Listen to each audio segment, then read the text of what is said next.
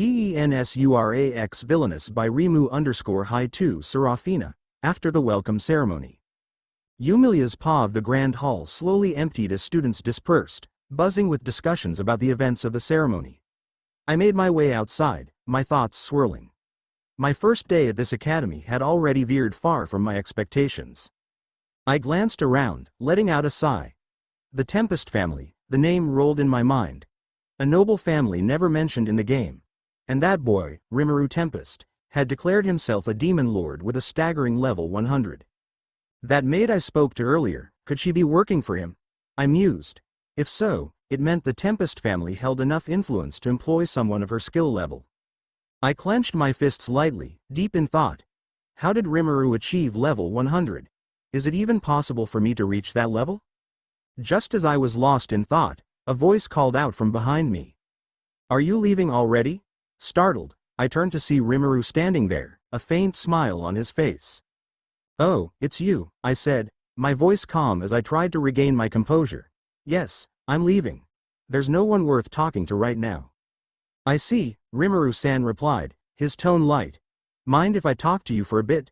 Just to be friends, if you're okay with that. Friends? I repeated, blinking. He nodded. Yeah, friends. I'm new to a lot of things here too, so I figured it wouldn't hurt to start somewhere. I hesitated for a moment before responding. My name is Yumilia Adultness. Nice to meet you. Nice to meet you too, Yumi-chan, he said with a grin. I froze. Why Yumi-chan? My mind panicked, though I kept my expression neutral. My cheeks warmed slightly. He just gave me a nickname out of nowhere. I began, trying to steady myself. You just gave me a nickname. Rimuru-san shrugged nonchalantly. Yeah, it's kind of my thing. It makes talking easier. Well, that's fine, I replied, brushing it off. I wanted to ask him about his level, but before I could, a sharp voice interrupted us. Rimuru's POV. Well, that's fine, Yumi-chan said. She seemed about to ask me something when we were abruptly interrupted by someone shouting at us. You two, stay where you are. I sighed and looked at Yumi-chan, who appeared equally annoyed. We turned toward the source of the voice to see Edwin, William, and Oswald approaching. Are these guys a group or something? I muttered. You could say that, Yumi-chan replied, sighing. William was the first to speak, his tone accusatory. Who do you think you are, embarrassing us in front of everyone like that? What are you talking about? I asked, raising an eyebrow. You act all high and mighty, Oswald sneered. Do you really think we believe that you two are level 99 and level 100? That's impossible. Both Yumi-chan and I sighed at the same time. It's not my problem whether you believe it or not, Yumi-chan said coolly. But I don't know about Rimuru. Same here, I added. Whether you believe it or not, it's the truth. The fact that you can't accept it is your problem, not mine. Prince Edwin glared at me, his expression dark. Don't you dare mock us. We're not mocking anyone, Yumilia said, her tone sharp. I couldn't help but chuckle. You guys don't have anything to prove us wrong anyway, I said with a smirk. William stepped forward, clearly ready to start a fight, but Edwin held him back. Don't waste your time on them, Edwin said coldly. It's not worth it. I folded my arms, keeping my tone casual. If any of you want to put me in my place, feel free to try. After all, we're all studying here together. Yumi-chan added, we have classes. You can challenge us there, or whatever. Oswald looked like he was about to retort, but Yumi-chan cut him off. Why don't you let us be and go talk to her? She said, gesturing toward a girl sitting nearby, Alicia, who was chatting with 3 other girls. The 3 boys turned to look at Alicia, clearly considering Yumi-chan's suggestion. She has more power than you two anyway, Oswald said smugly before walking away. Edwin and William followed him, though Edwin glanced back at me with a dark expression. Enjoy your time here while it lasts, he said before they headed toward Alicia. I sighed heavily. Honestly, I don't like those 3 idiots. I can relate to that, Yumilia said, shaking her head. So, I began, turning to her. Can we talk for a bit? I want to ask you about how things work around here. She nodded. Sure. We walked together toward the academy's garden, finding a quiet bench to sit on. The tension of the encounter faded as we began to talk, the afternoon sunlight casting a warm glow over the peaceful surroundings. "So, can I ask a little bit about you first?" I inquired, leaning back against the bench. Yumi-chan nodded. "If you share something about yourself afterward," she replied. "Deal," I said with a smile. She started introducing herself, her tone neutral but precise. "You already know, Rimuru-san," Yumi-chan began, and I nodded, letting her continue. "I'm 17 years old, like you, I guess," she said. "I'm from the Villainess noble family. That's pretty much it about me." "Ah, I see. That's short and simple." I tapped my chin dramatically. "All right, let's seal the deal then." Clearing my throat in mock seriousness, I introduced myself. "I'm Rimuru Tempest. You can call me whatever you like. From the Tempest noble family. Blah blah blah. Everyone's dead, I'm the only one left, and now I carry the title of Dragon Prince. Nothing more, nothing less." I sighed after my overly theatrical introduction, and out of the corner of my eye, I caught Yumi-chan smiling. Just a little. It was faint, like she was trying to hide it, but I noticed. I decided not to mention it, for now. Then, she asked, "Is your hair really black, or?" "Yep, it's absolutely real," I said with a slight chuckle. "You can check it if you want." She shook her head. "No, it's just, you're the first person I've met with black hair like mine." "Ah, I see," I replied. "So, what's the deal with this black hair and demon lord thing?" "Well," Yumi-chan began, "people believe that anyone with black hair is either the demon lord or a descendant of the demon lord." "Huh. Interesting. But what if the hair color is just that, a color, and it has nothing to do with demon lords?" I asked, curious to see her take on it. She shrugged lightly. "It's not up to us. People believe what they want. We can't just change everything." "True," I said with a nod, even though I could technically change that if I wanted. In my mind, Seal chimed in. "Master, would you like to alter that belief? It would be simple." "No, Seal. Let it be. It makes things more entertaining this way," I replied. "As you wish, Master," she said with an amused tone. Yumi-chan stood up, brushing off her skirt. "Well, I'll be heading to my room now. I'll see you tomorrow, Rimuru-san." I stood as well and smiled. "Sure thing, Yumi-chan." We shook hands briefly before she turned and walked away toward the dorms. After she left, I sighed and leaned back on the bench. "Hey, Seal, how's Tempest doing? Everything going smoothly?" "Master, you need not worry. Your clone is performing exceptionally well, even better than you might." I pouted. "Hey, don't praise my clone. Praise me, the real one." "Master is incredibly adorable when jealous," Seal teased. I let out a long sigh. Well, at least this world is shaping up to be fun. With that thought, I got up and headed toward my room, already curious about what tomorrow would bring. Third-person PA of the dormitory hall was alive with faint echoes of bustling activity, a mixture of excitement and tension filling the air as students and staff made their way to the welcome ceremony. Lysandra, maid to Lady Yumilia Adultness, walked briskly through the corridors, her heels clicking sharply against the polished floors. Her mind was focused on ensuring her mistress had everything she needed for this crucial day. As she approached a corner, Lysandra turned swiftly but collided with someone coming from the opposite direction. The impact caused her to stumble slightly, and she let out a soft gasp as she caught herself against the wall. "Oh my, I'm so sorry," the other maid exclaimed, her voice soft and apologetic. She immediately reached out to steady Lysandra, helping her regain her balance. Lysandra blinked and looked up, taking in the striking appearance of the maid before her. She had golden eyes that gleamed like sunlight and a cascade of blue hair tied neatly into a bun. Her elegant demeanor and flawless uniform spoke of someone who served a prestigious household. "It's all right, truly," Lysandra replied with a polite nod. "It was my fault for not paying attention." She straightened her uniform and then asked curiously, "May I know your name?" The blue-haired maid smiled warmly, inclining her head slightly. "I am Sarafina, personal maid to Lord Rimuru Tempest. And you are?" Lysandra's brow furrowed slightly at the unfamiliar name, but she responded courteously. "I am Lysandra, maid to Lady Yumilia Adultness. It's a pleasure to meet you." "The pleasure is all mine," Sarafina said, her tone friendly. After a moment, Lysandra hesitated before asking, "If I may, where are you headed?" Sarafina's smile didn't waver as she replied, "To the Grand Hall. I need to make sure my master is prepared for the welcome ceremony." Lysandra's eyes softened, and she nodded. "I'm heading there for the same reason, to ensure Lady Eumilia has everything she needs." Sarafina's smile grew. "In that case, why don't we walk together?" "That sounds like a good idea," Lysandra agreed, and the two maids began making their way down the grand corridors together. As they entered the grand hall, the faint sound of applause and speeches reached their ears, signaling that the ceremony was already in progress. Sarafina glanced toward the main area and sighed lightly. "It seems we're late," she remarked. "Yes, unfortunately," Lysandra replied. She scanned the hall briefly before pointing to an upstairs balcony that offered a clear view of the proceedings. "We can stay up there. It'll give us a good vantage point to see everything." "Agreed," Sarafina said, and the two maids climbed the staircase, finding a discreet spot to stand and observe. From their elevated position, they watched the crowd below as nobles, students, and faculty mingled. The ceremony was grand and formal, but their focus wasn't on the event itself. They waited patiently for their masters to appear. After about 30 minutes, their patience was rewarded.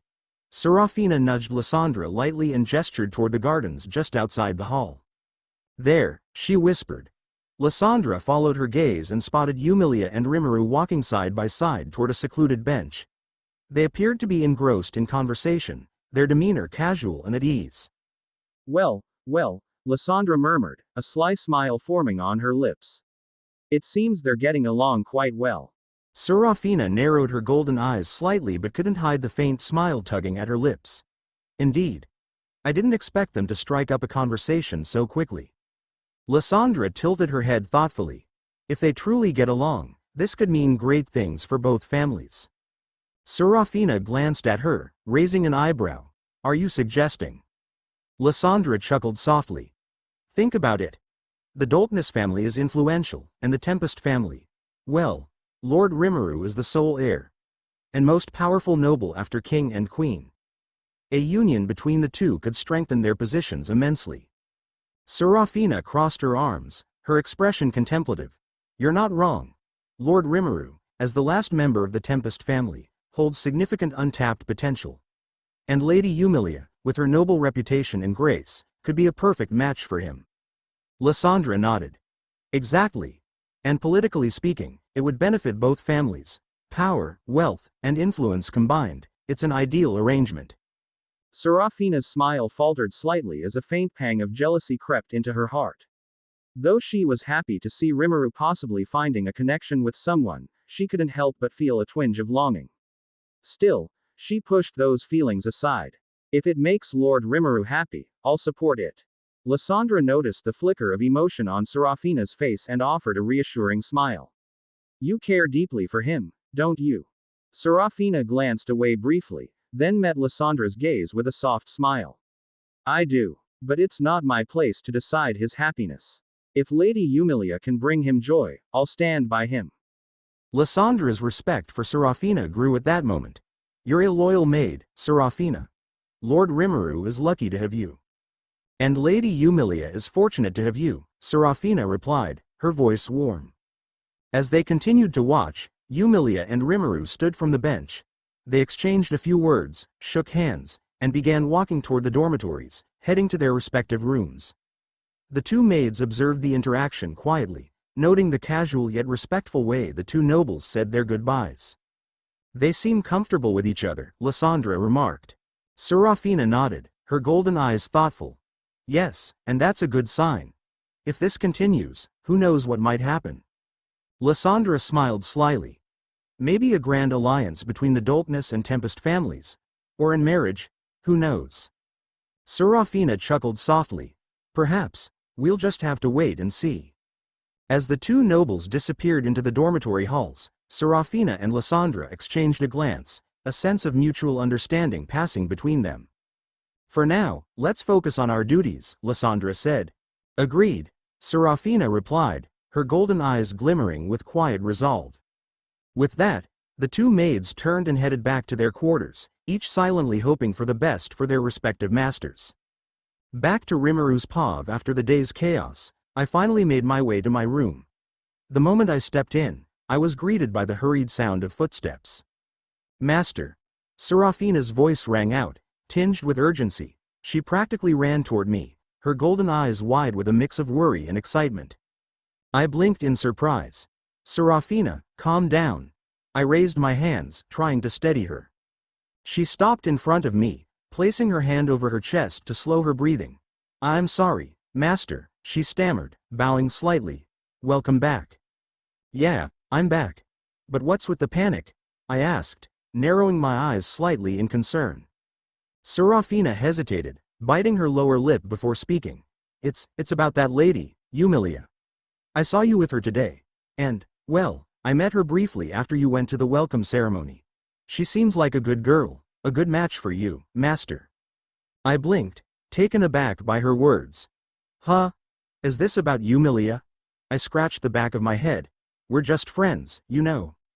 Sarafina tilted her head slightly, her golden eyes studying me intently. Just friends? She asked skeptically. Yeah, just friends, I confirmed with a nod. Although, did you know she's level 99? Sarafina's gaze softened. I know, Master. I saw her stats. Not only me, but her maid Lysandra noticed it too. I sighed, waving a hand dismissively. Let's just ignore that, alright? To reassure her, I reached out and gently patted her head. Don't overthink things. Sarafina closed her eyes at my touch, a small, content smile gracing her lips. As you wish, Master, she murmured. In the back of my mind, Ciel's voice chimed in. Master, it seems there are 2 more people who may require an explanation about who I am. Ciel, I'm not marrying anyone, I retorted internally, and if I ever do, you'll be the one explaining things, not me. We'll see about that, Master, Ciel replied teasingly. I let out an audible sigh, muttering under my breath, why does this always happen to me? The rest of the day passed uneventfully, and as the evening fell, I began to prepare for bed. I was in the middle of changing my shirt when the door to my room creaked open. I froze, turning slowly toward the sound. Sarafina? I called out, watching as she stepped inside. But this wasn't the usual Sarafina I was accustomed to. Instead of her maid uniform, she wore an elegant set of silk pajamas, the fabric clinging to her graceful form in a way that left little to the imagination. Her sapphire blue hair cascaded over her shoulders, and the soft glow of the room's lighting seemed to enhance her golden eyes. Sarafina, I began cautiously, is there a reason you're dressed like that? You do realize it's just the 2 of us here, right? She nodded, her expression calm yet somehow alluring. I am well aware, Master, she replied, her voice lower than usual, carrying a warmth that sent a shiver down my spine. I took a step back, but she closed the distance between us effortlessly, her every movement fluid and deliberate. Let me help you, Master, she murmured, her voice like honey. I can manage just fine, I stammered, holding up my hands. Please, she insisted, gently brushing past my hands. It's my duty to care for you. Before I could protest further, her hands were at my collar, carefully unbuttoning the rest of my shirt. Her fingers were soft yet deliberate, and I found myself too stunned to move. Sarafina, I tried again, but she silenced me with a look. Relax, Master, she said softly, her tone soothing yet impossibly captivating. She slid my shirt off my shoulders, folding it neatly before setting it aside. Then, without missing a beat, she knelt briefly to adjust the hem of my pants. Sarafina, seriously, I can. Shush, she interrupted, glancing up at me with a small smile. Just let me take care of you, Master. Her hands brushed against my skin lightly as she worked, and I could feel the heat rising to my face. By the time she stood back up, I was certain my face was as red as a tomato. There, she said, her voice laced with satisfaction. All done. I can handle the rest myself, I blurted, stepping back toward the bed. Sarafina chuckled softly, the sound sending another wave of warmth through me. Of course, Master, she replied, bowing slightly. I quickly climbed into bed, pulling the covers up to my chin in an attempt to compose myself. The room was quiet for a moment, and I closed my eyes, willing myself to fall asleep. But then, I felt the mattress shift. My eyes snapped open, and to my utter disbelief, Sarafina was lying beside me. Sarafina, I exclaimed, sitting up. What are you doing? She propped herself up on one elbow, her golden eyes locking onto mine. "Staying close to you, master," she whispered, her tone impossibly soft and intimate. "This is highly inappropriate." Before I could finish, she leaned closer, her breath warm against my ear. "Let me take care of you just a little more," she murmured, her lips brushing lightly against my cheek. "Sarafina," my voice faltered as she gently placed a hand on my chest, pushing me back onto the bed. Her golden eyes softened as she leaned in closer, her lips just inches from mine. "Today is an hard day, master," she whispered, her voice like a melody. "You deserve to be cared for." Before I could respond, her lips met mine in a soft, lingering kiss. It was gentle yet filled with emotion, and I found myself unable to resist. My heart raced in my chest, and my mind was a whirlwind of thoughts. When she finally pulled away, her gaze met mine again. "Rest well, master," she whispered, her voice barely audible. I tried to speak, but exhaustion suddenly overtook me. My eyes grew heavy, and despite my best efforts, I felt myself drifting off to sleep. As I faded into unconsciousness, one last thought echoed in my mind. Why does my life keep getting more complicated?